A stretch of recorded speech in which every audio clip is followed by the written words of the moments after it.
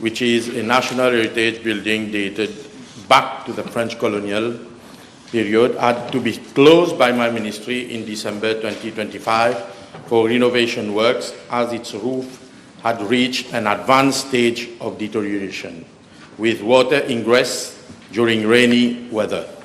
It is regrettable that no substantive action was taken by the previous government, despite clear and repeated signs of deterioration over many years, to preserve this important heritage asset, apart from the installation of a tarpaulin over the roof to prevent water ingress. This temporary measure proved ineffective, and rainwater infiltration over time has significantly damaged the timber structure of the building, thereby necessitating comprehensive renovation works. Mr. Deputy Speaker, sir, in December 2025, during the cyclonic season, the museum was closed and all artifacts were relocated to safer locations in other museums under the Mauritius Museum Council. I wish to highlight that initially, due to budgetary constraints, my ministry had envisaged to carry out the roofing works in the first instance. However, following a reassessment of the overall condition of the building, my ministry is now considering a comprehensive renovation of the museum instead of a phased approach, as this would be more sustainable and beneficial in the long term.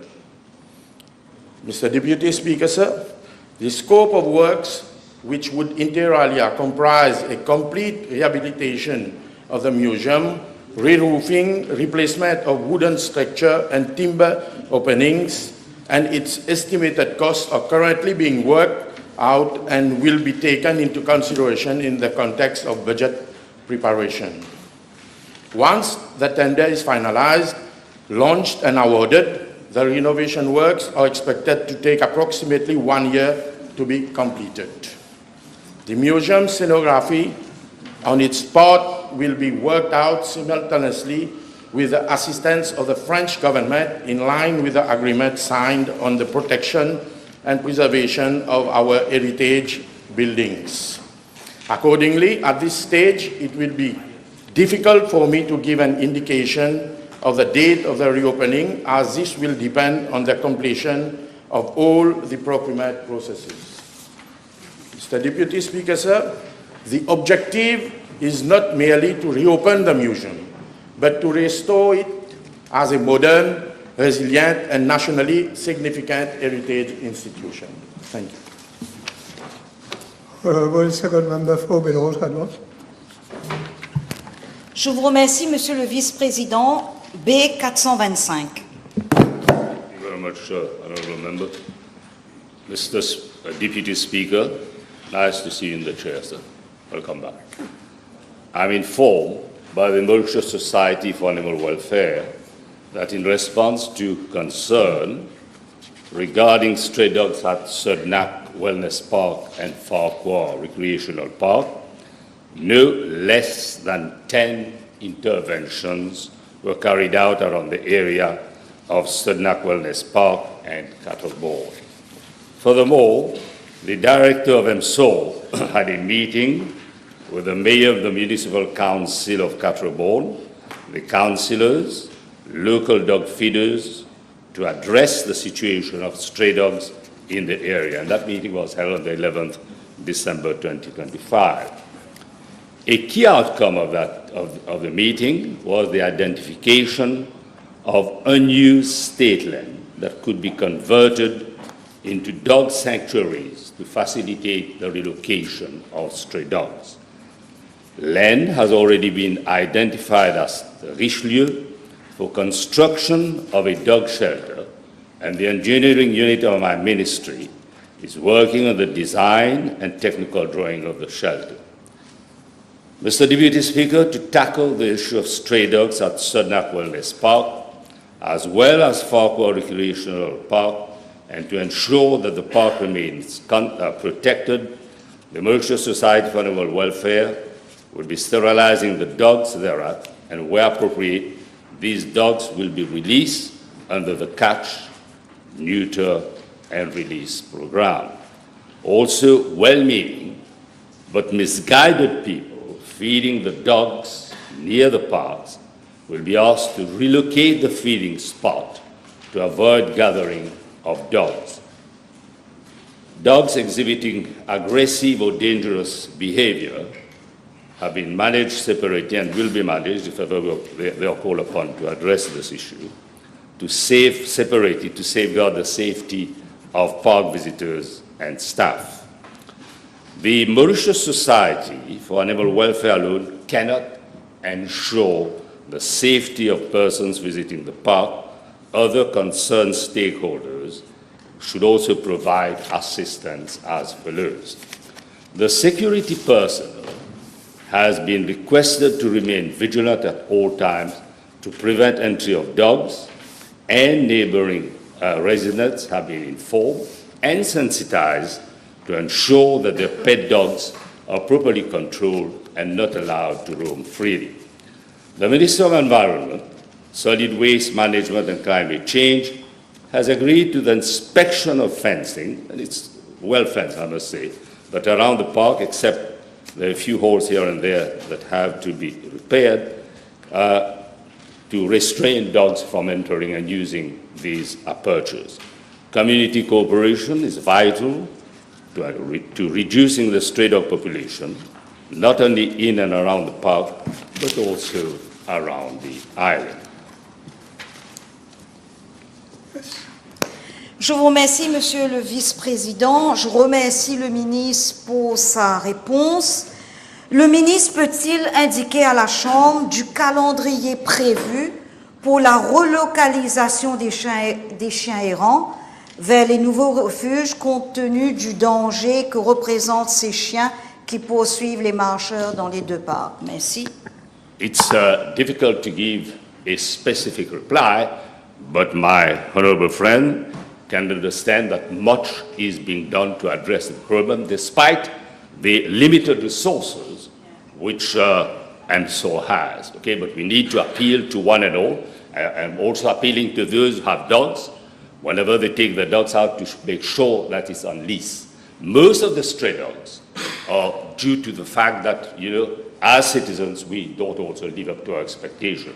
But we have identified sites, one of those sites identified is Richelieu, where those dogs can be transferred and relocated.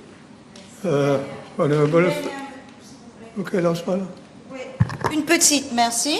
Je vous remercie, Monsieur le Vice-président. After the relocation of the dogs, will the Minister state what services will be provided in the new shelters to ensure the welfare of the animals? Thank you. And rest assured that welfare of animals is of great concern to one and all. You just have to refer to the provisions of the legislation, and whoever fails to live up to expectation can be subjected to a maximum fines. The Honorable Third Member for Bubwa here. Before to 6, please. Mr. Deputy Speaker, my ministry dissolved the Managing Committee of the Mauritius Badminton Association on the 10th March 2026 pursuant to Section 99 of the Sport Act 2016. In accordance with Section 99C2 of the Sport Act 2016, a temporary committee and not an interim committee, as stated by the Honourable Member, has been set up. The mandate of the temporary committee is to organize fresh elections within 3 months. By way of a letter dated 10 March 2026, my ministry informed the Mauritius Olympic Committee of its decision to dissolve the Managing Committee of the Mauritius Badminton Association. It was further consulted the Mauritius Olympic Committee with respect to the setting up of a temporary committee pursuant to Section 99C2 of the Sport Act 2026. In that spirit, my ministry invited the Mauritius Olympic Committee to nominate one person to serve as a member on the temporary committee. On 18 March 2026, I even had a meeting with the president of the Mauritius Olympic Committee, and on that same day, the latter informed my ministry that they had referred the matter to the legal department of the International Olympic Committee. Mr. Deputy Speaker, sir, on 30th March 2026, the Mauritius Olympic Committee informed my ministry of its decision not to participate in the temporary committee for the time being, unless so agreed by the International Olympic Committee. Mr. Deputy Speaker, the temporary committee is chaired by Mr. Nicolas Boli. The latter is a member of the board of directors of the Mauritius Multi-Sport Infrastructure Limited. The two other members are as follows. Mr. Sudesh Kumar Apadu is the acting assistant director of sport at my ministry and is a desk officer for badminton. And Mrs. Rajini Jenkisho Sanjoria is an acting principal inspector of association. Mr. Imrit, a sport officer from my ministry, is the secretary. Mr. Deputy Speaker, I wish to inform the House that there are no established criteria under the present legislation for the selection and appointment of the members of a temporary committee. That is being said, the overriding criterion is the availability and commitment of the members to make arrangement for the holding of election within 3 months of a fully fledged new managing committee. I repeat myself, Mr. Deputy Speaker, that there is no established criteria under the present legislation for the selection and appointment of the members of the temporary committee. Monsieur le vice-président, avec votre permission. Oui. Et l'honorable ministre peut-il dire à la Chambre pourquoi il s'obstine à nommer des activistes politiques à des postes décisionnels, alors que nous savons tous qu'il faut à tout prix éviter de mélanger le sport à la politique ou la politique au sport. Et là, je fais référence à la nomination de M. Nicolas Boli en tant que chairperson, président du comité temporaire dont l'honorable ministre lui-même vient de nous informer. Minister? Yes, Mr. Deputy Speaker, that being said, there is nothing that prevents a person who is active in politics to be involved in a sport as well when person is chairing the temporary committee. There is no political affiliation or not, but he is doing his job independently.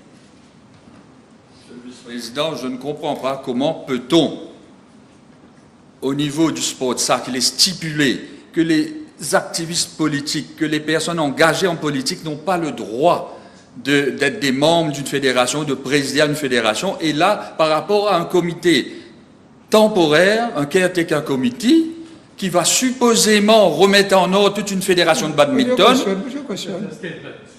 Put your question, please. Donc, ceci dit, monsieur le vice-président, le ministre est-il au courant que la Badminton World Federation, qui est la fédération internationale de badminton, reconnaît toujours le comité dissous par le ministère des Sports et lui confère même le pouvoir d'engager des athlètes dans des compétitions internationales. Et avec votre permission, monsieur le vice-président, je dépose une copie de la lettre adressée au président sortant de la Fédération de badminton par le président du World Badminton Association. I don't really get your question, exactly what you want to ask. Put your question straight and I'm going to answer you. My question is very straight, monsieur le vice-président. Je demande à l'honorable ministre, est-ce qu'il est au courant que la Badminton World Federation, qui est l'instance suprême du badminton au niveau international, cette instance reconnaît toujours le comité qui a été dissous et lui confère à ce comité le pouvoir d'engager des athlètes dans des compétitions internationales. Est-ce que l'honorable ministre est au courant a-t-il pris connaissance de la lettre qui est parvenue au président sortant de la Fédération de badminton? Oui, je suis au courant. Okay, next question. The Honourable Second Member of Gambia, Putudo. Thank you, Deputy Speaker, sir. B427. Mr. Deputy Speaker, sir, I am informed by the NLTA that presently there is no designated taxi stand in Goodlands. Taxis with base of operation at Goodlands and adjoining localities of Goodlands operate from side roads to the Royal Road, which serves as passenger generating cash materials. I am also informed that following a request from the Rivière-du-Rempart District Council, a joint site visit was carried out on 8th of October 2025 at Plateau Road, Goodlands, in the presence of the three elected members of the constituency number 6 to consider the creation of a taxi stand thereat to accommodate taxis currently operating in the locality. However, the proposal was not retained as the road is relatively narrow with a width of approximately 4.6 meters and is also used by a 30-seater buses operating along Route 187, Mademoiselle Jeanne to Belmont Traffic Center. The NLTA is not in the presence of any proposal for a taxi stand at Kings Road, Goodlands, which is part of the question. Accordingly, Deputy Speaker, sir, the NLTA, according to the NLTA, there are 107 taxis licensed in the area of Goodlands with different designated bases of operations. Appointing an official in accordance with Section 103 of the Road Traffic Act will entail operational issues as it will exclude 35 taxi operators licensed at adjoining bases in Goodlands. This is a principle actually. And those places are Atlas Road, Bois Rouge, CB Road, and Mademoiselle Jeanne for accessing the facility. This will give rise to constant source of dispute and ongoing friction between those based in Goodlands and those not based in the main village. Mr. Deputy Speaker, sir, I am informed that there is a plot of state land of an extent of 757.7 meters square at Kings Road, about 50 meters from the main road, which is vested in the Prime Minister's office currently. I am further informed by the District Council of Rivière-du-Rempart that the road is narrow, 4 meters wide instead of 6 meters. The more so, it is served by feeder buses and has no reserves, which causes accessibility issues and is therefore not suitable for taxi stand parking thereat. I can table the letter for the information of the Honourable Member, the one from Rivière-du-Rempart. Okay, table that. Yes. Finish? To end, Deputy Speaker, sir, I invite the Honourable Members to pursue consultations at their level and identify a suitable plot of land at Goodlands, following which the NLTA will be requested to have a joint site visit with the stakeholders concerned, namely the TRMSU, the police, and to assess the viability of the site and feasibility of the project. Okay, supplementary. Thank you, Deputy Speaker, sir. Oh, it's still at King's Road in Goodlands, sir? Exactly. Yeah. Oh, the Minister has taken us now a bit. Exactly. Stick to Will King's the Road. Honourable Minister inform the House, in view of Goodlands taxi current corners at Plateau Road Goodlands, Atlas Road Goodlands, Ayamande Road Goodlands, and even near police station, which are high demand areas, if we can conduct a site visit together with you and relevant authorities as soon as possible? Yes, I will be very pleased to do that. Okay. Last week I attended a site visit at your neighbour, constituency number 7. I will be very glad to do that. The Honourable Fourth Member for Port Resource and Mount Island. Speaker, it's good to have you back, by the way. Thank you. Glad to see you. B428. Mr. Deputy Speaker, sir, as the House would know, for a court order to be issued, there must be an application made for such a court order. And in view of the subject matter of the question, it is clear that such court orders would only be applied for by investigative agencies. Now, the Honourable Whip of the Opposition must know as a law practitioner that all such applications are usually made before the judge in chambers, the more so ex parte, so that it would be impossible for the information sought to be obtained. Furthermore, the question seeks to have information about operational issues at the level of investigative agencies like the police and the FCC. And my view is that there is no ministerial responsibility to answer such a question as it relates to operational issues pertaining to these agencies. Mr. Deputy Speaker, the House may wish to note that by virtue of Section 161 of the FCC Act, no information relating to any investigation can be divulged, and the exception provided for under the law would not apply to parliamentary questions. Moreover, it is worthy to mention also that under Section 1313 of the FCC Act, even the parliamentary committee, which includes members of Parliament, is precluded from seeking information regarding any investigation. That's what. Mr. Deputy Speaker, my question relates to the functioning, the mechanism in place as to the implementation of judge's order. As the Attorney General, can he enlighten us as to how, in practice, judge's order are effectively adhered to, that may be, when it comes to interference and monitoring? The answer remains the same. It is an operational issue, and we are not going to divulge any information regarding operational issues at the level investigative agencies. Le secret de l'instruction, Monsieur le Vice-président, est d'une importance capitale. Speaker, if I may I ask the If Honourable... you have a specific case. No, yes, I'm not going to argue with the No, Attorney that's- General and seek the answer that he is not willing to give. However, what I am going to ask the Attorney General is, I will refer him to the statement here made by the Prime Minister with regards to acknowledging that there has been a phone monitoring and monitoring of telephone conversation, and that the said system had been shut down.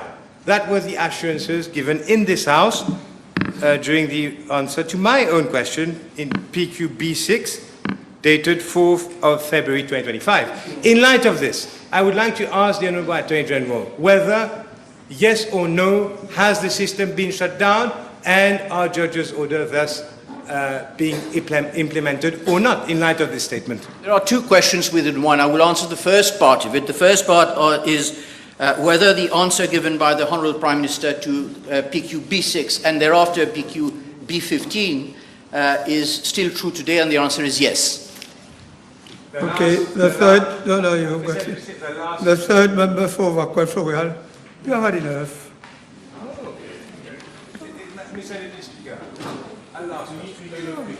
Honorable, tu as la B429. Conseiller. Monsieur le Président, je souhaite aborder en priorité la partie C de la question. Selon les informations communiquées par le Central Electricity Board, le raccordement de 2 projets aux sous-stations de Bellevue dépend en grande partie du Relieve sur des terrains appartenant à Nova Terra.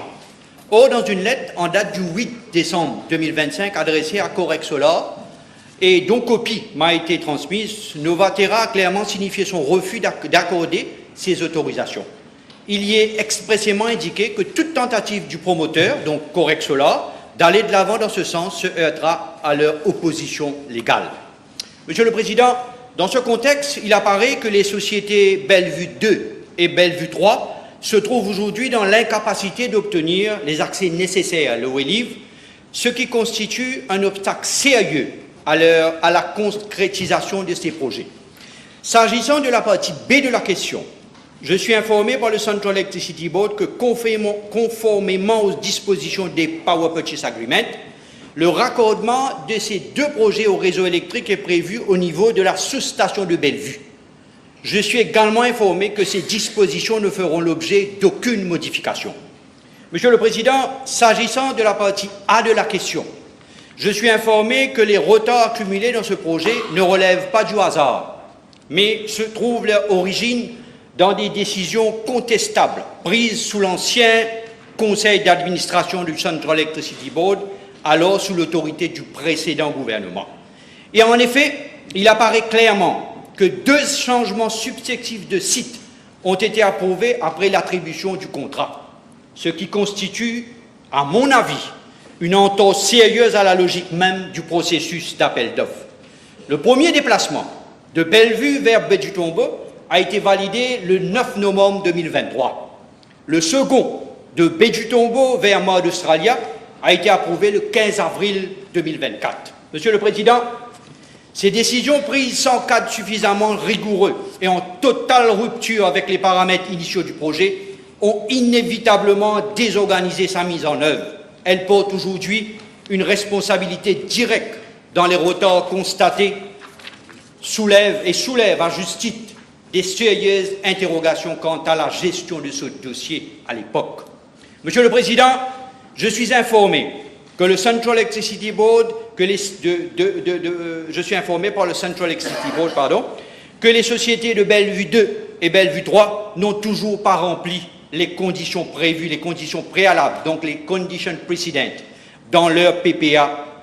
Donc, ces projets enregistrent des retards répétés dans l'obtention de plusieurs autorisations essentielles, notamment pas de IAE, pas de LCP et pas de BLUP. Monsieur le Président, ces retards liés à des procédures administratives sont évoqués comme relevant des cas de force majeure au sein des dispositions des PPA. Sur cette base, le promoteur a sollicité et obtenu une déclaration de force majeure pour une durée de 6 mois, suivie d'une période de look and see, d'après les PPA, de 3 mois. Je suis informé que la période de look and see pour le projet de 30 MW de Bellevue 2 a pris fin le 31 octobre 2025, donc l'année dernière, tandis que celle relative au projet de 30 MW de Bellevue 3 s'est achevée le 14 avril 2026, il y a quelques jours de cela. Compte tenu de la situation, mon ministère a sollicité et obtenu à 5 reprises l'avis juridique de la State Law Office. Les implications juridiques et financières d'une éventuelle résiliation des contrats d'achat d'électricité ont été clairement établies. Monsieur le Président, à l'heure où je vous parle, plus de 3 ans se sont écoulés depuis la signature du PPA en février 2023 entre le Central Electricity Board et Correct Solar International.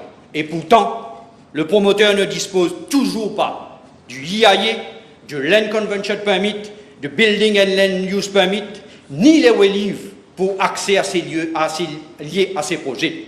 Par ailleurs, la finalisation du financement demeure suspendue à l'obtention de l'ensemble des autorisations. Monsieur le Président, comme je l'ai indiqué, Bellevue 2 et Bellevue 3, la majorité des waivers nécessaires à la mise en œuvre de ces 2 projets se situent sur des terrains appartenant à Novatera. À ce jour, les promoteurs n'ont pas obtenu les waivers requis auprès de Novatera. Monsieur le Président, le 1er octobre 2025, le promoteur a invoqué l'article 37A, donc le promoteur, c'est Correct Solar, a invoqué l'article 37A de la loi sur l'électricité de 2024 afin de tenter d'obtenir ces waivers par voie légale. Le 17 octobre 2025, Tora Group et Novatera ont formellement rejeté la demande de waivers, exprimant une opposition claire, explicite et sans équivoque. Le 17 novembre 2025, le promoteur a notifié à Terra Group et Novatera son intention de saisir l'URA à défaut d'accord dans un délai de 21 jours.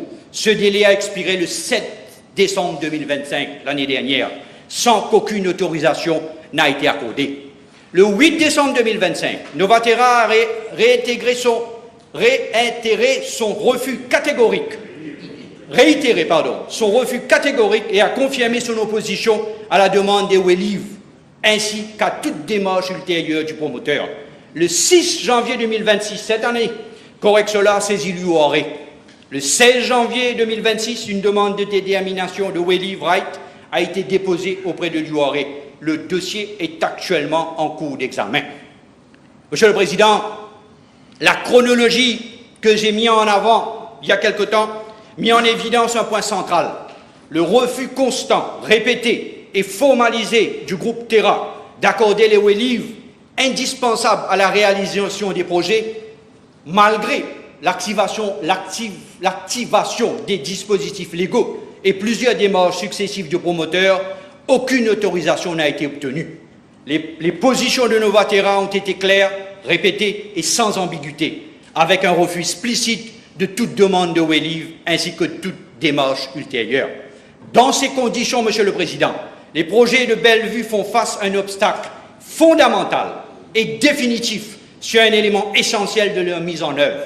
Il ne s'agit plus d'une difficulté administrative, ni d'un différend en cours de règlement, mais d'une impossibilité concrète d'obtenir les reliefs nécessaires au vu du refus maintenu par le propriétaire foncier. Dès lors, Monsieur le Président, ces projets ne disposent plus de base réelle de réalisation. Leur mise en œuvre apparaît compromise de manière structurelle, ce qui fait que le projet est voué, à mon avis, à une mort naturelle. Ceci dit, Monsieur le Président, il a été décidé, en toute responsabilité, et après un examen rigoureux de la situation juridique et contractuelle, de demander de manière générale au board de la Central Electricity Board d'examiner la résiliation de ces deux contrats de Correct Solar. Il ne s'agit pas d'une décision prise à la légère, c'est une décision dictée par la réalité des faits, par l'intérêt public et par la nécessité de protéger la crédibilité du système énergétique du pays, du CEB. On parle ici de 60 mégawatts. Monsieur le Président, le CEB mettra en œuvre les procédures requises conformément aux dispositions prévues dans les PPA. Je remercie l'honorable ministre. Peut-il nous dire combien de pénalités ont été appliquées jusqu'à l'heure et combien ont été effectivement reçues? Les pénalités qu'on a appliquées jusqu'ici, il y a 2 fois 30 millions. Donc 60 millions ont été appliqués. Et là, le promoteur a un dépôt au CEB de mémoire autour de ce montant, oui. Yes. Est-ce que ce dépôt sera retenu en cas de résiliation du contrat? Et je me suis posé la question, moi aussi.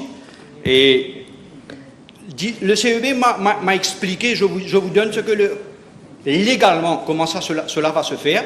Donc, the CEB shall first issue a notice of intended termination to the promoter, ce qui va être fait si le board prend la décision, comme je l'ai indiqué ici. The CEB shall grant the promoter 15 days time to make a representation, selon le PPA.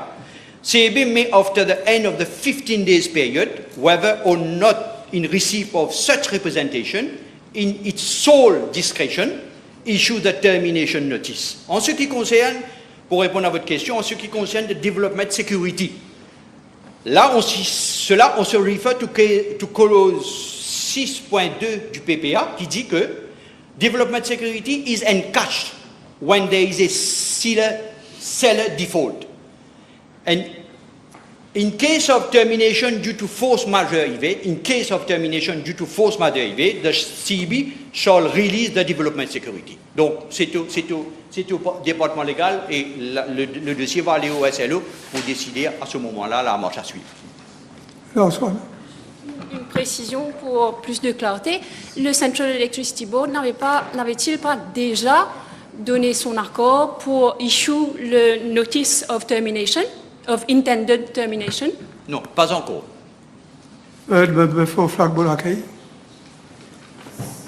Thank you, Deputy Speaker, sir. B 430. Mr. Deputy Speaker, in regard to the question, I wish to state unequivocally that this government attaches the highest importance to the development of appropriate infrastructure for the promotion of drama, music, and the arts among our youth. It is true that, given the prevailing situation, the construction of a new large-scale infrastructure cannot be undertaken indiscriminately and must be carefully prioritized within the national budgetary framework. However, while the current economic context requires prudence, this government is taking concrete steps to prioritize and sequence projects in a responsible and sustainable manner, unlike in the past, where investment were not always aligned with national priorities. Mr. Deputy Speaker, when this government took office, the arts and culture sector was characterized by years of neglect. Key facilities, including the Sears Constantin Theatre, had remained closed and underutilized for prolonged periods, depriving an entire generation of young Mauritians of access to proper artistic platform. Decisive action has since been taken, The STC has been partly rehabilitated and reopened in September 2025. And further investments are going on at both the SCT and Point Cano Open Air Theatre to expand access and increase capacity for youth engagement in the arts. Mr. Deputy Speaker, at the same time, my ministry is not waiting passively for new infrastructure to materialize. We are actively maximizing the use of existing facilities, including the Conservatoire National de Musique François Mitterrand Trust Fund and its regional branches, as well as the 4 centres de formation artistique situated at Payotte, Mayberg, Plaine des Papayes and Bel-Air-Rivière-Chess, whilst continuing to examine how access to artistic training and practice may be further broadened.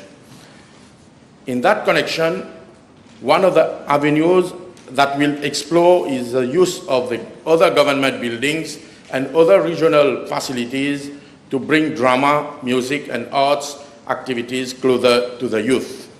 This matter will be considered more fully in the context of the work of the National Arts Open Commission, one set up so that any such approach forms part of a coherent and sustainable strategy for the sector.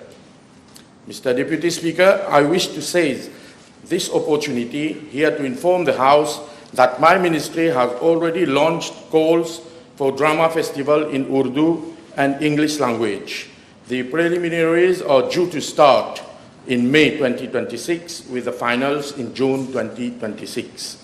In addition, the Centre de Formation Artistique are offering the following courses in artistic fields such as music, dance, drama and arts till the end of May 2026, and new courses will start in September 2026.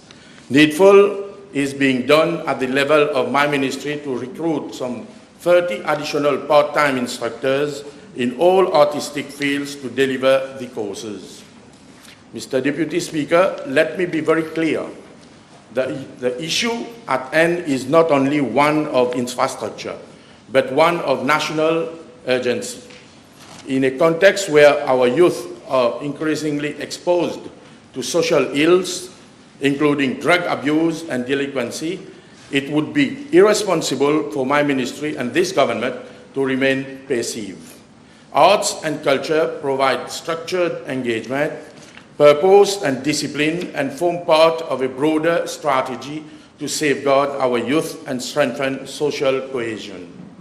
Mr. Deputy Speaker, government is also actively pursuing international partnerships, including with India, to secure the provision of musical instruments and technical support, thereby accelerating access to training without placing undue pressure on public finances.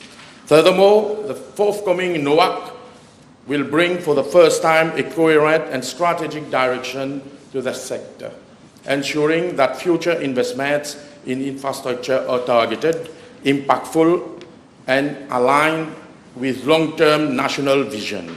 Mr. Deputy Speaker, this government is not only committed to building infrastructure when resources permit. It is already delivering results, expanding access and correcting years of systemic neglect. The objective is clear: to ensure that every young Mauritian with talent in the arts is given the opportunity, the space, and the support to develop their talent. The first member for Lacaville Phoenix. Thank you, Mr. Deputy Speaker. B431, please.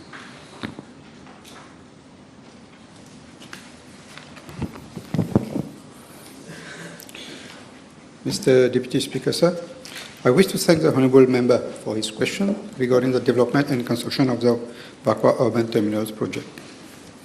Mr. Deputy Speaker, sir, I am informed that the request for proposals for this project was launched on 13 February 2024 and closed on 14 May 2024. Since the closure of the bidding exercise, no letter of awards has been issued. No promoter has been selected and no contractual agreement has been entered into. Mr. Deputy Speaker, sir, for public procurement is governed by the strict principle of fairness, transparency, value for money, and due diligence. In this context, I wish to emphasize that under the clause 14 of the request for proposal, government reserves the right to amend, vary, or withdraw the process at any time without incurring any liability.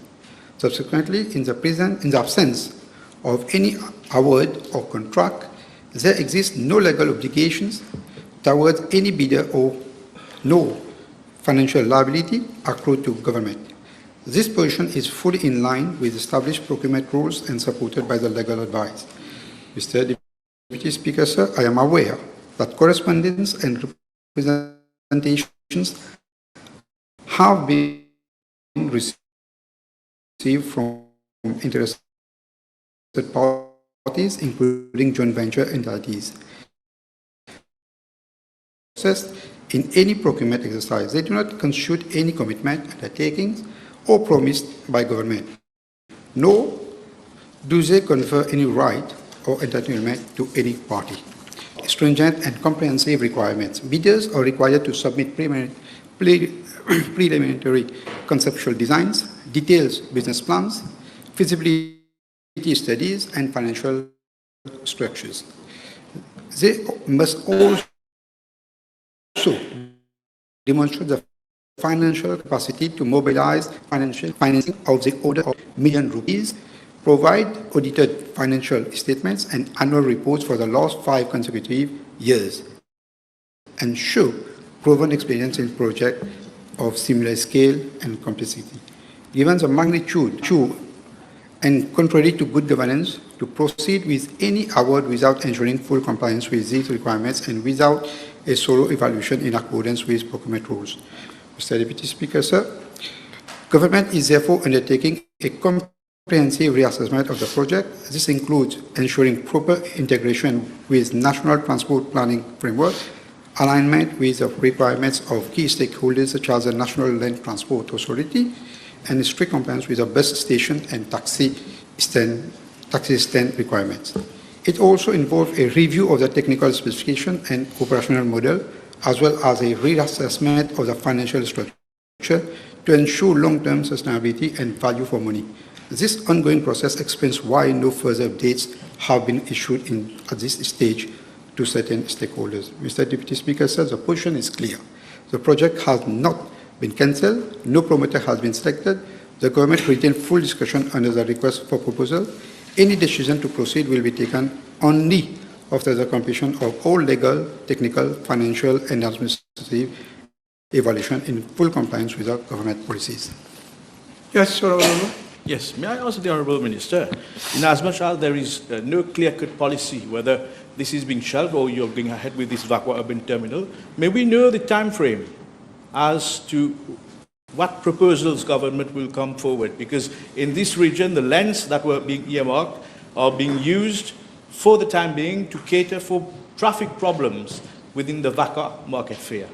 So is there any clear-cut policy in the near future for this Vacoas urban terminal, whether it is going or not? Mr. Deputy Speaker, sir, far from any delay or inaction from the Ministry, this matter is being handled with the utmost diligence and responsibility. And it will be very transparent and in the best of the public. By the way, if traffic congestion is in Vacoas, we can clear with the Council Urban Ability of Fund, we can clear the land for the additional parking space for the market. Okay. Second member for Belrose, Calmon. Je vous remercie, Monsieur le Vice-président. B432. Mr. Deputy Speaker, sir, I would like to first thank the honourable member for her follow-up question on the NTC, following her PQs B370 of 15 April 2025 and B430 of 6 May 2025, during which I had replied that the Financial Crimes Commission was carrying out an inquiry on the counterfeit spare parts procured by the former management of the NTC and that the inquiry was still going on.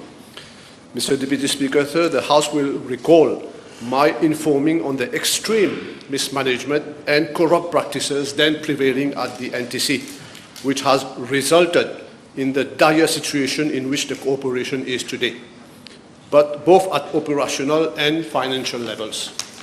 I am informed by the management of the NTC that 1/5 of its fleet of buses are being kept off the roads due to breakdown and spare parts issues, although these buses are within the legal age of authorizing them to be operational, that is 21 years of age.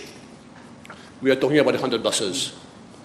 That is why in November 2023 in PQB 1405, during my days as an opposition MP, I had questioned the then Minister of Land Transport on the alleged malpractices occurring at the NTC. The population will recall how the then Speaker had brutally and vehemently prevented me from addressing additional questions to the then Minister. The reason for then suppressing facts... Minister, the question is simple. Whether there has been an inquiry and where matters stand. Yeah, I'm coming to it. Can we please stick to the question? Yes. We don't want to go back to the ex-speaker, Okay. I am informed by Mr. Deputy Speaker, I am informed by the General Manager of the NTC this morning that several spare parts items have been purchased by the then management at prices that range for more than 3 times, even going up to 25 times higher than current spare parts. Nobody in the House, by any stretch of imagination, could ever believe that an item could be acquired 25 times more than its normal price. This is sheer daylight robbery. As a matter of fact, the NTC has provided me with a long list of such abusive purchasers, which list is not exhaustive. I am tabling a list of 8 items for which there are supporting documents for the information of the House. The long list is still being compiled, but I have it with me anyway. I have also with me a list of 29 items where the NTC is still compiling, like I said, supporting documents, and wherein it appears that some items have been acquired as more than 60 times, like I said.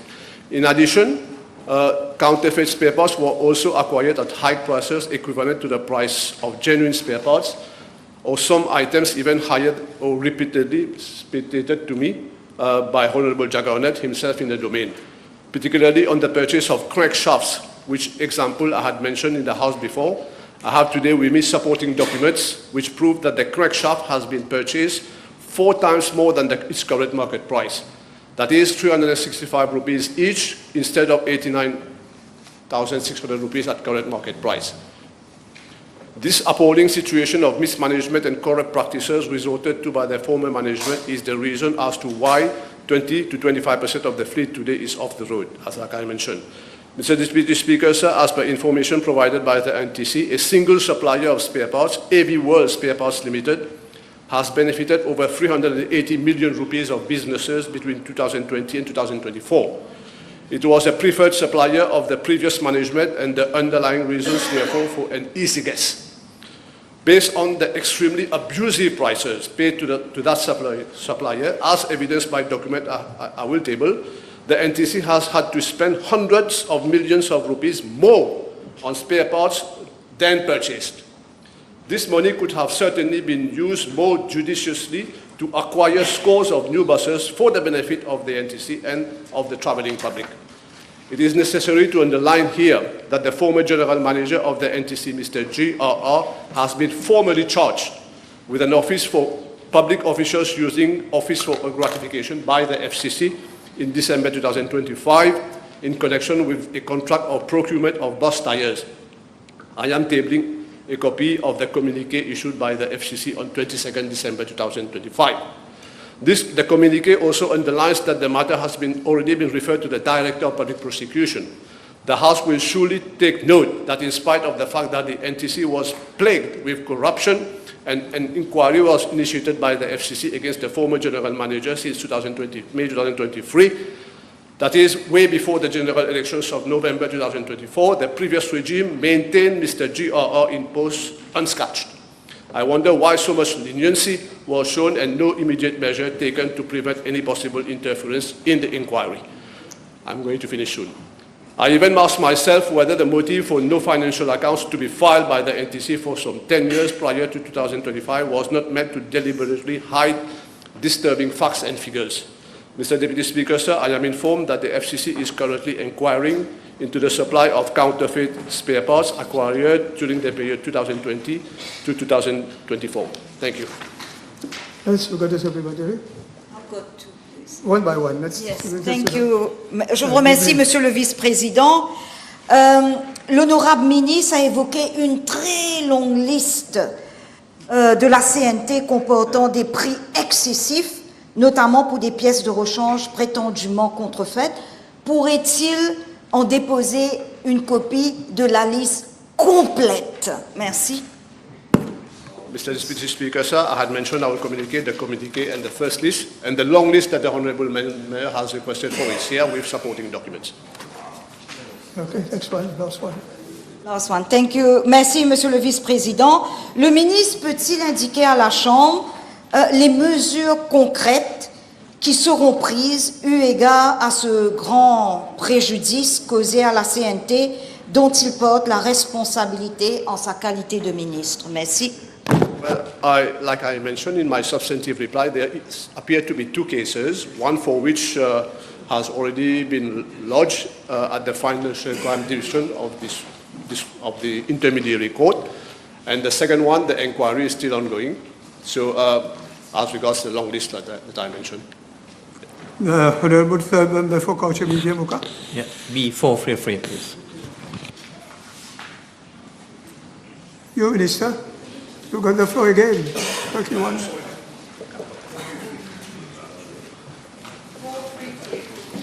433. Yes. Okay. Short answer. I have 10 PQs on me today, so quite long list. Try to be brief. Straight to the point. Mr. Deputy Speaker, sir, I am informed that the following is site visit on 24th April 2025 at the junction of Valetta bypass B6 and the Mosul-Mobi RS2 side road. The TRMSU proceeded with the installation of a fixed speed camera along Valetta bypass. This decision was reached in consultation with the elected members of constituency number 8, as well as village councillors and representatives from the police to enhance road safety. I have to mention that Honourable Venkadasamy has always been following on this issue, time and again. As such, the works order for civil works for the installation of speed camera was issued on 10 November 2025 for a value of 409,250 rupees, 50 cents, inclusive of VAT, and the speed camera equipment was installed in December 2025 at the identified locus. The CEB subsequently completed the works by the installation of additional poles in February this year. I am further informed that the traffic signs for the speed camera were installed on 1st April 2026 and the road markings were completed on 10th April 2026. Mr. Deputy Speaker, sir, to reply to the specific question of the Honourable Member, I am pleased to inform the House that the speed camera is already operational since yesterday, Monday, 20th of April 2026. The speed limit for the area is 60 kilometers per hour. A communique has even been issued to that effect. Right. Honourable First Member forwarding. Thank you, Deputy Speaker, sir. Question 434, please. Mr. Deputy Speaker, sir, I'm informed by the Rodrigues Regional Assembly that following the incident whereby unstable boulders rolled onto the coastal road near Anse-Raffin in Rodrigues on 5th April 2026, a survey was conducted by the Deputy Chief Commissioner's Office. The findings of the survey indicate that the embankment is unstable over a stretch of approximately 115 meters with an average height of about 15 meters. The instability has been attributed to prolonged landslide and erosion over time. I wish to inform the House that the geotechnical unit of my ministry, as well as the Road Development Authority, have not, as at date, received any formal request to investigate the matter Nevertheless, my ministry stands committed to carrying out the necessary investigations and providing appropriate technical guidance upon request from the Rodrigues Regional Assembly. Mr. Deputy Speaker, sir, with regard to Part B of the question, I'm informed by the Rodrigues Regional Assembly that remedial works are being envisaged, including slope stabilization through major earthworks and the construction of a masonry retaining wall. I am further apprised by the geotechnical unit of my ministry that given the geomorphological characteristics of the area, the risk of recurrence remains significant and further assessments would be necessary to determine appropriate long-term mitigation measures. These include, first, detailed geotechnical surveys to identify high-risk zones. Second, construction of retaining structures where necessary. Third, the installation of rockfall barriers. And fourth, afforestation and vegetation reinforcement along vulnerable slopes. The RDA has on its part indicated that it will continue to collaborate with the Rodrigues Regional Assembly under the existing framework of cooperation. Mr. Deputy Speaker, my ministry remains committed to working closely with the Rodrigues Regional Assembly to ensure that appropriate measures are implemented to enhance the resilience and safety of road infrastructure in Rodrigues. As such, a team comprising officers from the geotechnical unit and the RDA would proceed shortly to Rodrigues for a survey. Speaker. Just to extrapolate on what the Honourable Minister is saying, the survey, will it be carried out only on this specific site, or will they be looking at the susceptible landslide or unstable terrain around the island? I'm sure the Honourable Member knows that we have a memorandum of understanding between the RDA and the RRA. So if the RRA requests survey in any place, any region, since the team will be going there, the geotechnical team and the RDA, so it is with much pleasure that I'll ask them to carry out the survey where necessary. Can I request same? I beg? If they don't request, can I request that there's some problem sites like Grand Bay, Baladjurou, and can you look into it as well? You can send a formal request to the ministry. Huh? The Honourable Third Member for Rodrigues can come in this office. Thank you, Mr. Deputy Speaker. Sir, B435. Mr. Deputy Speaker, sir, Mauritius initially regulated the consumption of vaping devices and e-cigarettes in 2008 through the Public Health Restrictions on Tobacco Products Regulation 2008 by limiting the importation of such products strictly to personal consumption. Subsequently, vaping has been prohibited since 2023. Under the Public Health Restrictions on Tobacco Product Regulation 2022, vapes are categorized as electronic nicotine delivery systems and non-nicotine delivery systems, and these are banned. The regulations clearly define vapes and extend prohibition to accessories used with these devices, including filters and tubing. Mr. Deputy Speaker, sir, the House may wish to note that globally vaping devices exist as both disposable and non-disposable products. However, under the current legislation in Mauritius, no distinction is made between these categories and both are prohibited. The enforcement of the ban on the sale and import of vapes is a multi-stakeholder effort involving border control by the Customs Division of Mauritius Revenue Authority, as well as local enforcement by Public Health and Food Safety Inspectorate of my ministry and the Mauritius Police Force. I am further informed by the MRA that the number of passengers screened upon their arrival at the airport in 2025 were 27,443, and as at 15 April 2026, a total of 7,142 passengers had been screened. The methods of detection applied regarding the import of vapes include the scanning of passenger luggage, cargo and courier consignment, as well as the physical inspection and examination of such items. Additionally, intelligence and information sharing together with risk profiling are used to support detection efforts. The House may also wish to note that as part of the enforcement efforts by MRA, a total of 4,927 vaping devices and accessories were seized and destroyed in 2025, while 1,155 units have been seized and destroyed as at 15th April 2026. Additionally, at the level of my ministry, a total of 59 squad operations were carried out by the Public Health and Food Safety Inspectorate in 2025, during which 1,280 premises were visited. For 2026, as at date, 7 squads operations have been conducted and 52 premises were visited. With regard to Part B of the question, my ministry, through its Health Information, Education and Communication Unit, is actively implementing awareness and sensitization campaign in educational institutions on the harmful effect of tobacco use, including vaping. These programs aim to educate students on both the health risks and the legal implications associated with tobacco products and vaping. Sensitization activities include school-based awareness and sessions and talks, collaboration with the Ministry of Education and Human Resources and other stakeholders, and development of informational materials, including a pamphlet on vaping correctly under preparation by the Tobacco Control Unit. From January 2025 to date, a total of 662 awareness sessions have been conducted on the ill effects of smoking and vaping, reaching an estimated 7,556 students across primary schools, secondary schools, and Mauritius Institute of Training and Development institutions.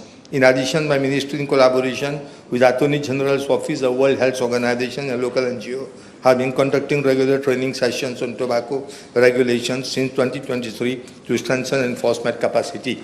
I am also informed that mass media campaigns were conducted in 2024 with emphasis on tobacco regulations and the ban on vaping. In 2025, 6 health information, education and communication officers were trained on tobacco-related issues, including vaping. Additionally, vaping was addressed as part of tobacco cessation efforts in 6 radio and television programs in 2025. I would like to inform the House that for 2026, my ministry will be holding a campaign focusing on the harmful effects of tobacco use, with particular emphasis on illicit vaping and capacity building workshops. A training workshop in collaboration with Ministry of Education and Human Resources will be held to further raise awareness on the consequences of tobacco and nicotine consumption, with a specific focus on vaping. New sensitization materials are currently being developed to address vaping among students and general population. My ministry is also collaborating through a standing committee with the Ministry of Education and Human Resources to revise the school management manual 2009 so as to incorporate vaping as a key component of tobacco control policies in schools. Okay. The Honourable First Member for Piton. Thank you, Mr. Deputy Speaker. B436, please. Mr. Deputy Speaker, I wish to inform the House that the policy of Ministry of Health and Wellness is founded on the principles of family-centered and child-friendly care, which recognize the presence of parents or guardians contributes positively to the emotional comfort, reassurance and recovery of hospitalized children.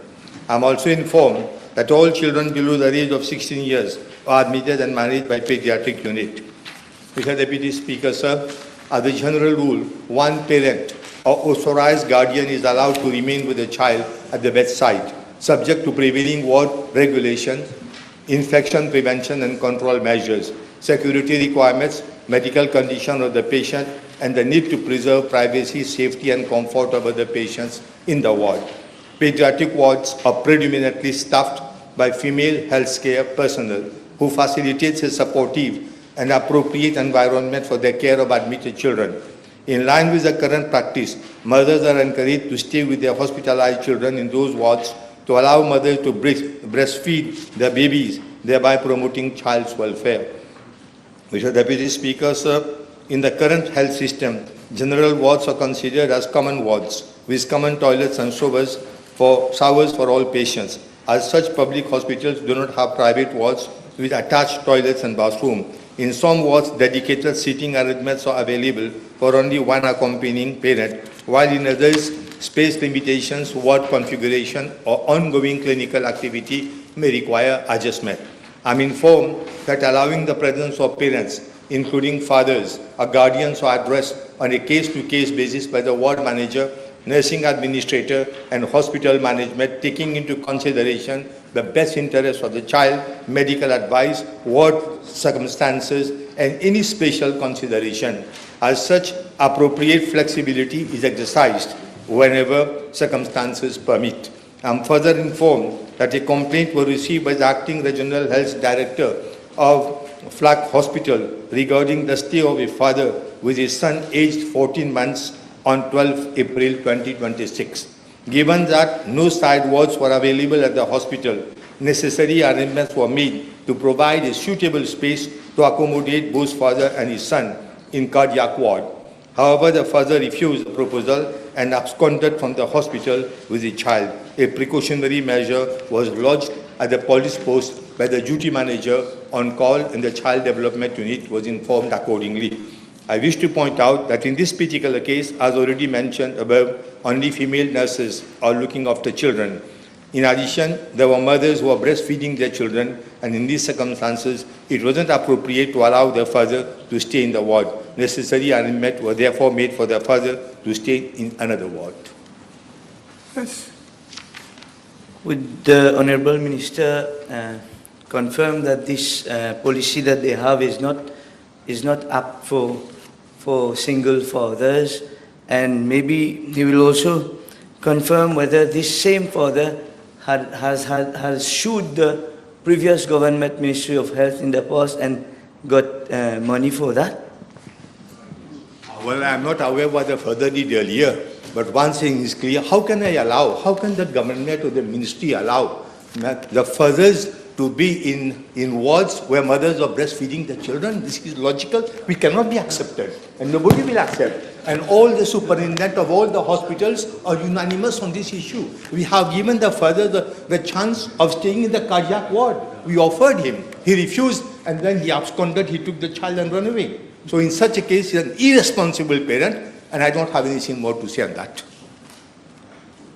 Would the Minister agree that there are side wards in pediatric wards, side rooms for such cases, and also in that case, if we follow this logic, then male doctors should not be working in pediatric wards?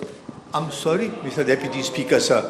I would request the Honourable Member to visit Flag Hospital. There are no side wards there. And in that hospital, provisions are made. How can I allow a male to be with children, small kids, where the mothers are breastfeeding their children? This is impossible, unacceptable, immoral, and unethical. It can never be accepted. You are in your port, Minister, the Honourable Third Member for Montagne Blanche and Grande Rivière. No, sorry. The Honourable Third Member for Culture, Unity and Vacoas. B437.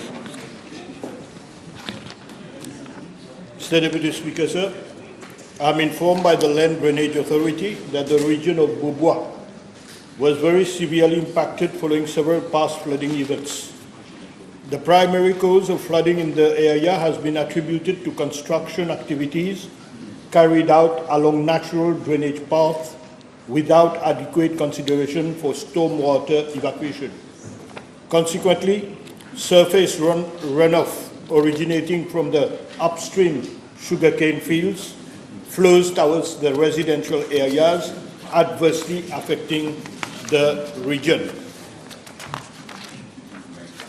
Mr. Deputy Speaker, sir, I am further informed that a preliminary topographical survey of the region has been conducted by the LDA, and the following proposed mitigation measures have been earmarked. First, cut-off drain upstream of the residential area. The construction of a cut-off swale drain is being proposed upstream of the residential area to prevent storm water from channeling into the residential area. The collected runoff will then be directed to a safe discharge point at the Rivulet Cresson, located some 100 meters from the B49 road. Second, Ripaille-Nicolier Road, B49, upgrading of the existing roadside drains to ensure adequate hydraulic capacity and fitted with metal grating where necessary for proper ingress of surface runoff.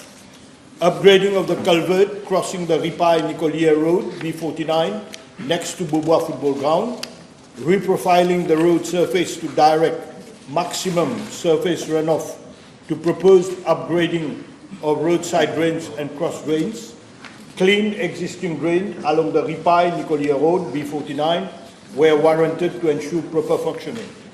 Third, lateral roads, Sibarat Lane, Mangra Lane, and Chedi Lane. Construction of roadside drains along the lateral roads with full metal grating modules and required cross drains based on site conditions, directing stormwater to a safe and proper discharge point. Reprofile the road surface to direct maximum surface runoff to the newly proposed side drains and cross drains. Fourth, immediate measures undertaken by RDA, regular cleaning of existing drains along B49. Mr. Deputy Speaker, sir, I'm further informed that the project is still at the inception stage at the level of the Land Drainage Authority, and once approved by its board, the project will be implemented by the designated agency, that is either the NDU, the RDA, or the DICM. Yes. Will the Honourable Minister consider to earmark fund in the next coming budget for this project? Mr. Deputy Speaker, sir, as I said, we are at the inception stage. Obviously, once the design and everything will be ready, obviously we'll go for financial clearance. The Honourable Third Member for Montagne Blanche, Cornelia Southeast. Thank you, Mr. Deputy Speaker, sir. B438.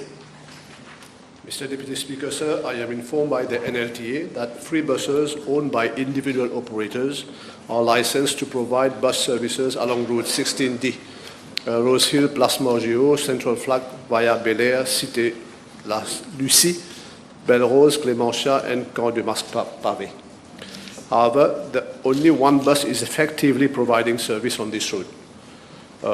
This bus operates a single trip daily, departing from Central Flag bus station at approximately 5 o'clock in the morning, 5:45 actually, towards Rose Hill via Bel Air and Clémentia. The 3 buses hold a dual license, also authorizing them to operate along Route 15, that is Rose Hill to Flag via Quartier Militaire, which is a more lucrative route. Therefore, they focus on their operation on that route instead of 16D. I am made to understand that the limited level of service along Route 16D is mainly attributable to a very low passenger demand along the route, including in localities such as Petit Cabane, Clémentia, and Belle Rose during the day. Mr. Deputy Speaker, sir, following representations from the Honourable Member and a letter dated 24th March 2026 from a representative of the Mocha Flag Bus Owners Cooperative Society Limited, operators serving along Route 16 and 16A have expressed their willingness to operate along Route 16D, which is part of your substantive equation, on a daily roster basis. In this context, a meeting is being scheduled at the level of the NLTA with operators of bus routes 15 and 16 tentatively on 23rd of April 2026, that is day after tomorrow, to examine the proposal with a view to improving the frequency of operation and reliability of services along Route 16D. The time frame for implementation will be determined following consultations with all stakeholders concerned. The NLTA will, however, take prompt remedial measures to ensure an adequate service along Route 16D.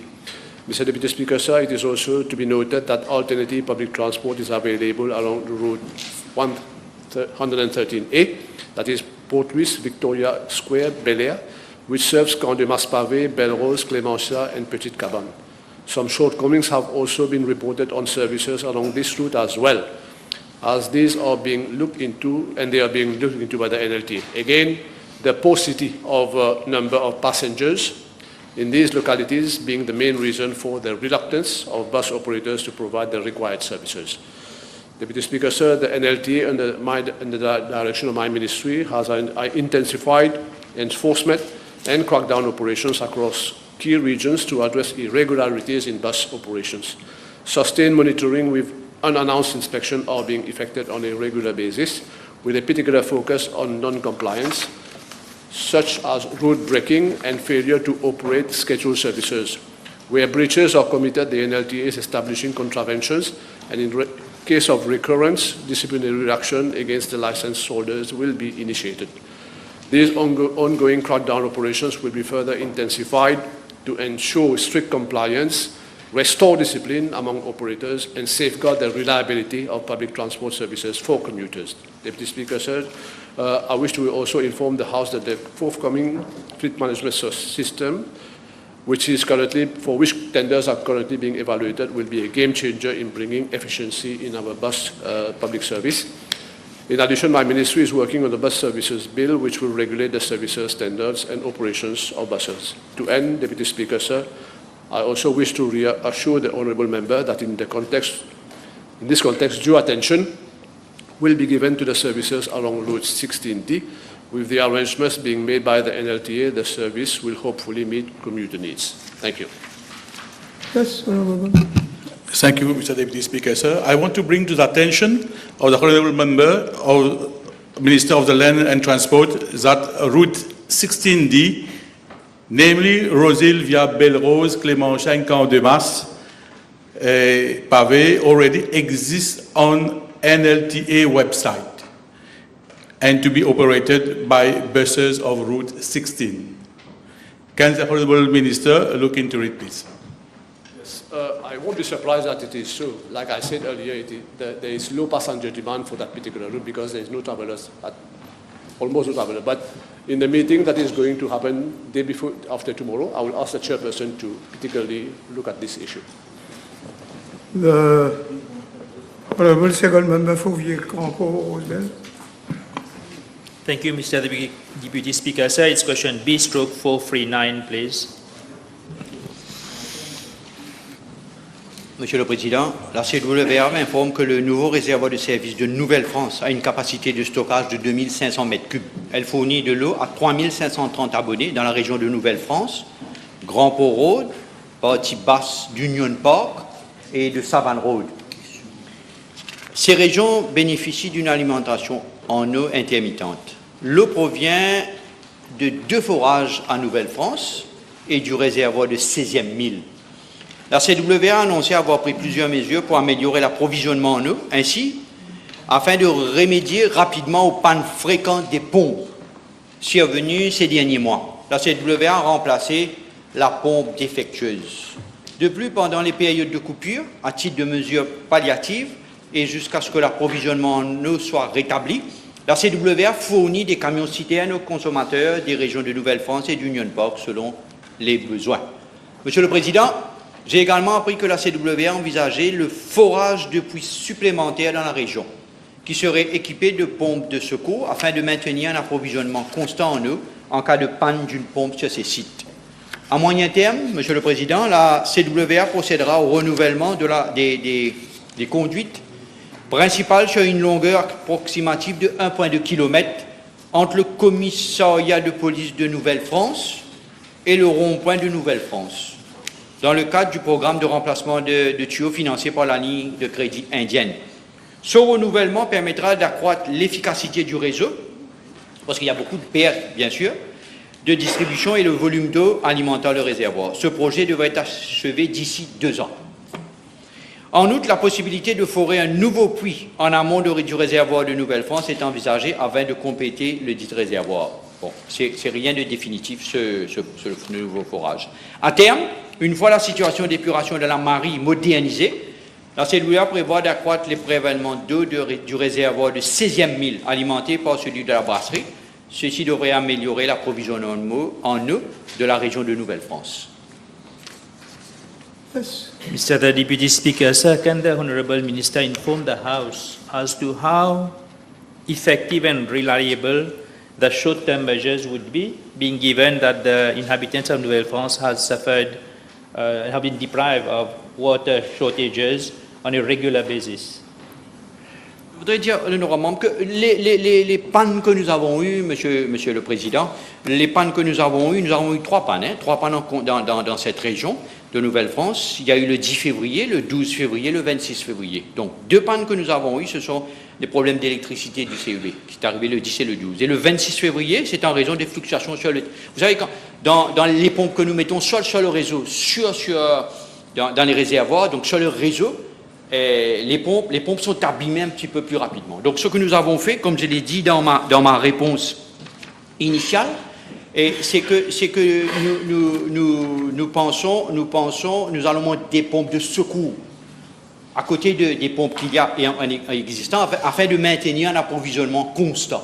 Donc, bien souvent, quand une pompe tombe en panne, ça prend du temps à la CWA pour intervenir. Donc ça prend beaucoup de temps et le réseau, après avoir retiré l'eau, le réseau se retrouve à sec, il faudra enlever l'air, donc ça prend beaucoup de temps, le flushing, comme on dit dans le jargon. Donc ce que nous faisons dans cette région, c'est que nous mettons une pompe de secours pour que l'eau soit un peu plus constante. Yes. Given that the long-term solution will take 2 years for implementation, and the fact that the Honourable Minister has stated that the short-term measures, that there will be 2 additional new pumps that will be fixed so as to resolve the issue. And do we know the time frame for those 2 new pumps that will be fixed? Ce sera fait assez vite parce que il n'y a pas que dans le long terme, mais en moyen terme, nous pensons aussi faire des forages, la possibilité de forer de nouveaux puits en amont et aussi nous avons passé une commande pour 15 CPF au coût de 320 millions de roupies, les containerized plant filters, et que nous allons mettre dans les rivières tout autour de Nouvelle-France pour améliorer la distribution. Mais il y a dans l'immédiat les pompes, dans le moyen terme les forages et dans le long terme le changement des tuyaux et aussi d'autres projets. Yes, honourable members, the table has been advised that the following PQs have been withdrawn.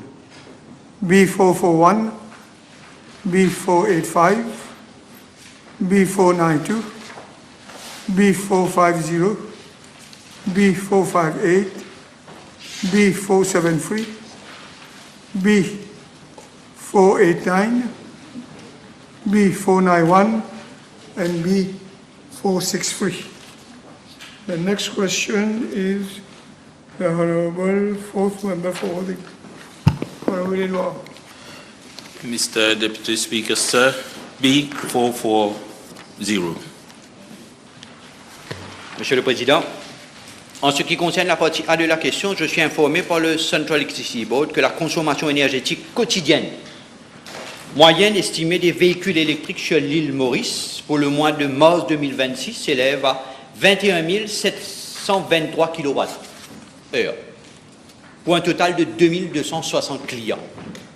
En ce qui concerne l'île Rodrigues, je suis également informé que l'infrastructure de recharge pour les véhicules électriques a été mise en service récemment, le 30 mars 2026, et que la consommation énergétique quotidienne moyenne correspondante pour le mois de mars 2026 est estimée à 3,5 kWh pour un client. On a seulement un client enregistré au CEB pour Rodrigues. Monsieur le Président, le CEB gère actuellement 3 programmes visant à promouvoir l'utilisation des énergies renouvelables pour la recharge des véhicules électriques, à savoir le programme CEB Solar PV pour la recharge des véhicules électriques, et vous bénéficiez en même temps d'un time of use. Donc si vous utilisez l'électricité pour charger votre voiture à une heure tardive, un peu après 9 h du soir, donc vous avez un tarif plus bas. Le programme CEB pour la recharge des véhicules électriques des entreprises. Donc les entreprises aussi ont ce programme, ils permettent à leurs employés de charge leurs véhicules. Et troisième, nous avons le programme CEB pour les fournisseurs de services, les compagnies de voitures offrant un service de public recharge des véhicules électriques. Les objectifs des programmes d'énergie renouvelable mentionnés ci-dessus pour la recharge des véhicules électriques sont principalement pour réduire les émissions de CO2 dans le secteur du transport et de poursuivre la décarbonation du réseau électrique national. Dans le cadre de ces dispositifs, les propriétaires de véhicules électriques sont autorisés à installer, depuis quelque temps, je l'ai annoncé il y a 2 semaines de cela, les systèmes photovoltaïques PV d'une puissance maximale de 10 kW sur leur toit, leur parking, leur maison, leur cour, comme ils veulent, et ensuite injecter le surplus d'électricité dans le réseau. Donc, celui ou celle qui veut installer 10 kW, pas plus que 10 kW sur sa maison, sur son parking, sur un terrain quelque part, donc ils ont qu'à informer le CEB. Non pas demander la permission au CEB, informer le CEB et vous faites l'installation. Par ailleurs, un tarif heure pleine, creuse, ce qu'on appelle le tarif 150C, a été mis en place afin d'encourager la recharge des véhicules pendant les heures creuses, soit entre 9 h du soir et 4 h du matin le lendemain. Donc, quand la demande est moindre. Monsieur le Président, en ce qui concerne la partie B de la question, je suis informé par le CEB que 93 raccordements ont été effectués dans le cadre de 3 schémas, comme je l'ai expliqué, pour une capacité installée de 2768 kW. Cependant, dans le cadre de ces programmes, l'installation des systèmes photovoltaïques pour recharge des véhicules électriques est facultative. Mon ministère, Monsieur le Président, modifiera prochainement ces programmes afin de rendre obligatoire l'alimentation de tous les véhicules électriques par des énergies renouvelables. C'est un peu un faux débat. Vous avez une voiture électrique et vous parlez d'énergie renouvelable, mais quand vous faites votre charge, on brûle du charbon, on brûle de l'eau. C'est un peu un faux débat. C'est pour cette raison que nous avons l'intention au sein du ministère de modifier la loi pour que tous celles qui achètent une voiture électrique ou qui possèdent déjà une voiture électrique, ils sont obligés dans un moratoire de quelque temps de mettre des panneaux photovoltaïques pour charger leur véhicule. Il convient de souligner, Monsieur le Président, que le CEB a récemment lancé le projet photovoltaïque solaire, permettant aux particuliers, comme je viens de dire, d'installer 10 kW de système voltaïque avec un système de stockage de batteries. Ces programmes devraient relancer l'adoption d'énergie renouvelable dans toute la République. The Honourable First Member for Portruy North and Mount Island. Merci, Monsieur le Vice-président. Question B 442. Honourable Minister of Housing and then.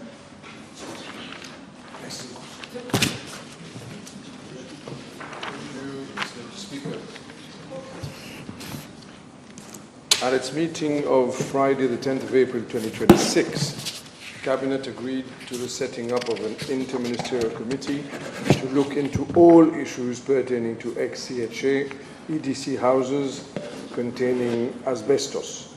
The committee would be chaired by me and would comprise my colleagues, the Minister of Environment, Solid Waste Management and Climate Change, the Minister of National Infrastructure, the Minister of Health and Wellness, and the Minister of Local Government. Unfortunately, the Ministerial Committee has not yet met. We have just gone through the Cabinet of last week, waited for confirmation, and that's the process.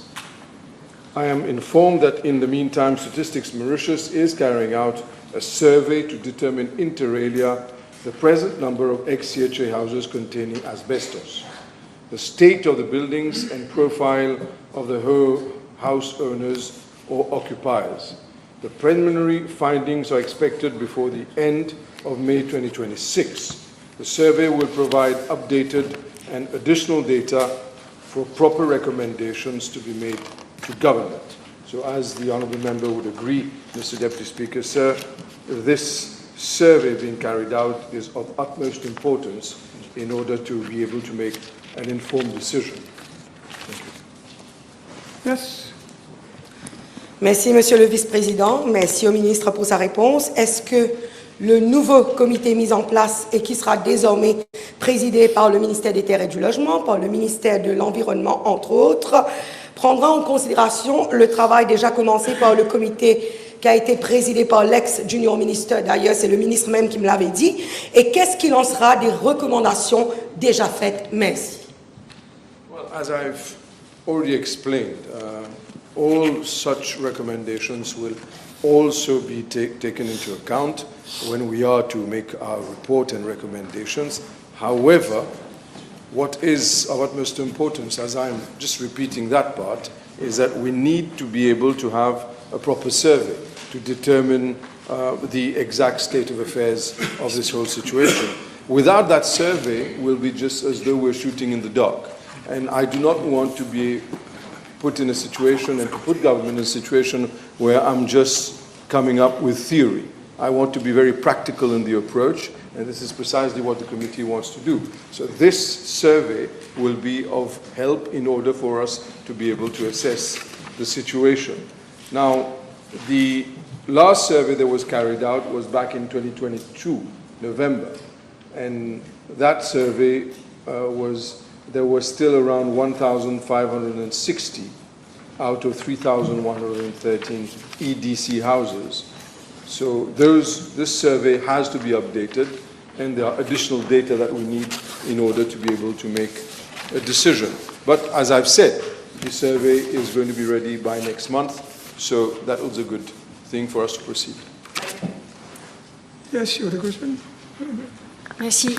Une des principales préoccupations pour les habitants des maisons en amiante, c'est d'avoir une alternative, un endroit où ils peuvent habiter quand leur maison sera détruite. Étant donné que le ministre est ministre des Terres et du Logement et responsable de la NHDC, peut-il nous confirmer si le nouveau comité interministériel prendra en considération la recommandation selon laquelle la priorité doit être donnée aux habitants des maisons en amiante pour des maisons NHDC?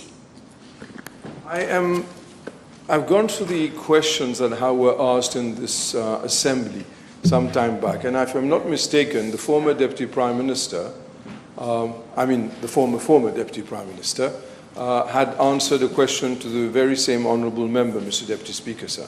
The question is, as it stands, all NHDC and NSLD houses are for those who do not own property. So to be able to change that policy, because I guess this is what the honourable member is trying to get at from many years ago now, is to give priority to those that have the EDC houses and to give them NSLD houses. So the answer that was given then was no. And this is one of the very few areas where I agree with the former Minister of Housing. The answer is no. We will not be able to put them in a situation where we give priority to those who own houses, the issue being that they have to have houses reconstructed. Whilst I agree that those houses that need to be reconstructed, there's a cost to it, but we will get to the bridge and cross it when we get there. But as it stands right now, I am not ready to take a policy decision of giving priority to people who already own a house and to give them priority over those who do not own a house and have been waiting for many, many years. Yes. Yes. Thank you.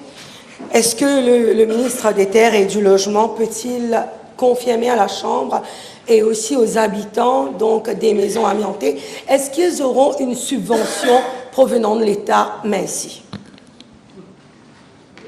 See, if I were to give you an answer with regards to that today, what would therefore be the point of having the Interministerial Committee? The whole point of the Interministerial Committee is to take stock of the survey being carried out, as I've said, take into consideration all reports and all work that has been done by all parties, and then make recommendations to Cabinet. And it is only then that I'll be in a position to come with a formula as to what the solution would be. So right now, it would be really premature for me to go as far as that, as pronouncing myself on that issue. Okay, last question. En réalité, le grant actuel est de 130 000 roupies, ce qui est absolument pas suffisant pour pouvoir reconstruire une maison. Les matériaux de construction coûtent beaucoup plus cher.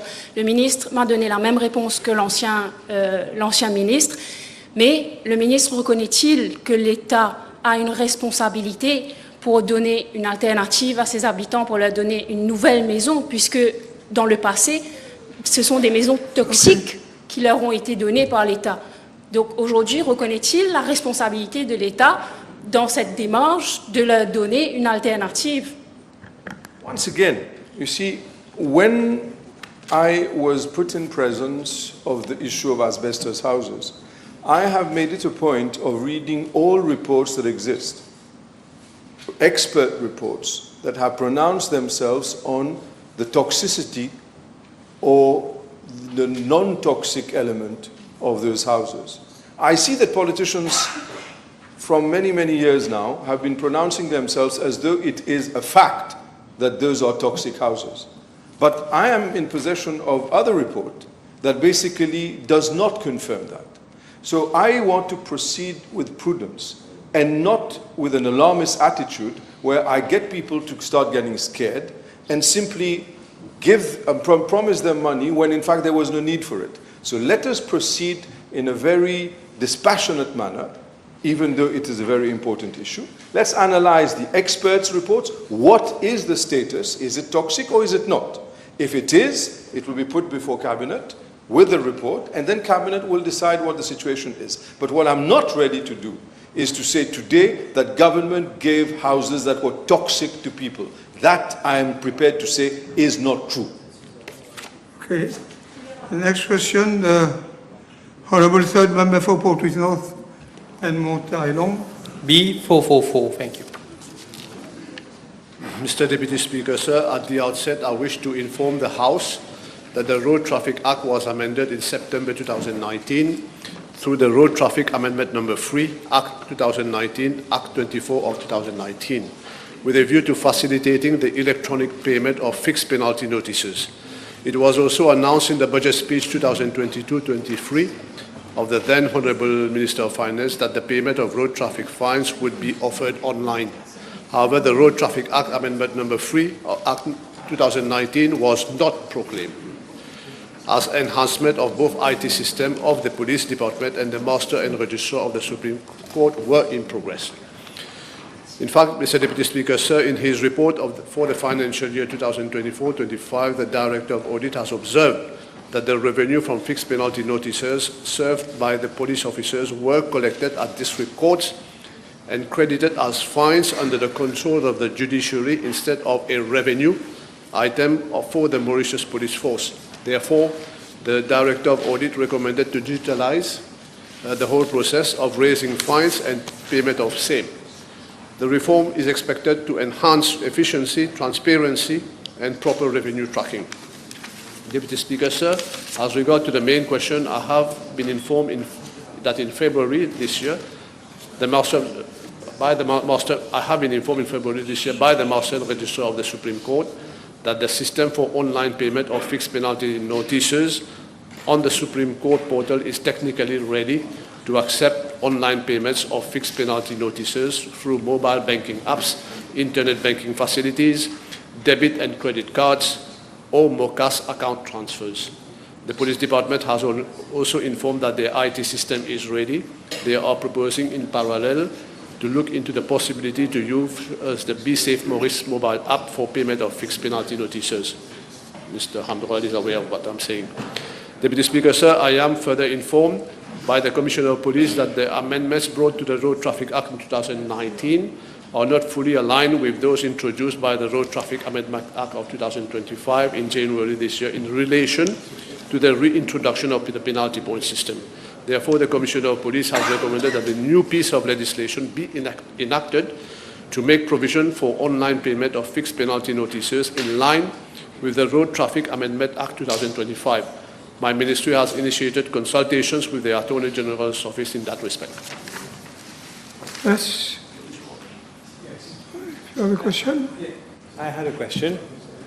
I wanted to ask the Honourable Minister whether he would consider amending the law to allow for the payment of fixed penalty beyond the 28-day limit, as it is now impossible after the 28 days, which means that you have to go to court, and that only burdens the court with even more work, when it could be, and that is the question, whether the Minister would consider allowing for payment after, even with a penalty system imposed for a higher amount paid, so long as you get to do it before it is fixed on the cause list of the court.